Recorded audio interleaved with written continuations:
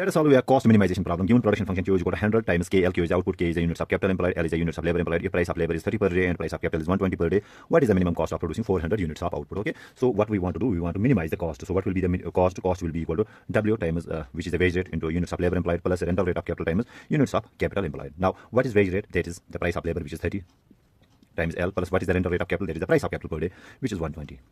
Okay, so we want to minimize the cost. Okay, and what will be our production constant? That is such that our Q, since we want to produce 400 units of output, that means 100 KL should be equal to 400 units of output. Okay, this is our cost minimization problem. We want to minimize the cost subject to the given production constraint. Having said that, now let us use the tangency condition. That is, we know that the equilibrium units of labor and capital will be at a point where our marginal rate of substitution between labor and capital is equal to the ratio of the prices of labor and capital. So marginal rate of technical substitution rather in this case. So it is simply the ratio of marginal product of labor upon marginal product of capital, and it should be equal to price of labor upon price of capital. Now this is simply the change in the output due to the change in the units of labor employed, and MPK means the change in the output due to the change in the units of capital employed. That is the partial derivative of production function with respect to labor and capital. It should be equal to the ratio of these two. So we are being given price of labor is 30, price of capital is 120. So it becomes here 1 upon 4. Now taking partial of the production function with respect to L first, so derivative of L is 1, so we are left with 100K divided by with respect to dq upon dk means taking partial with respect to k, so we get 100L should be equal to 1 upon 4. 100 gets cancelled, or k upon L is equal to 1 upon 4. Let us solve it for k, so k will be equal to 1 upon 4 times L. Okay, now we plug this value of k into the production constraint that is being given us. So if I solve this, let us rewrite it. So we can write KL is equal to 400 upon 100. If I transpose this 100, it gets divided.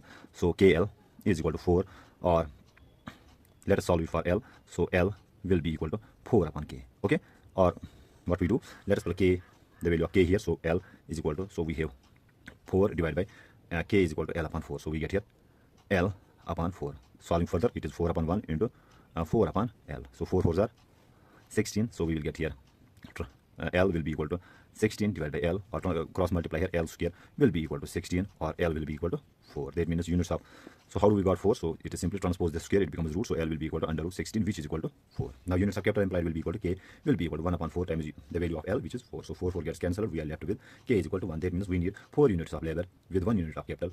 That will give us that will minimize our cost. And what will be the minimum cost here? So it will be equal to, let's find it out. So plug the value here. So we have C will be equal to 30 times units of labor, which is 4, plus 120 times units of capital, which is 1.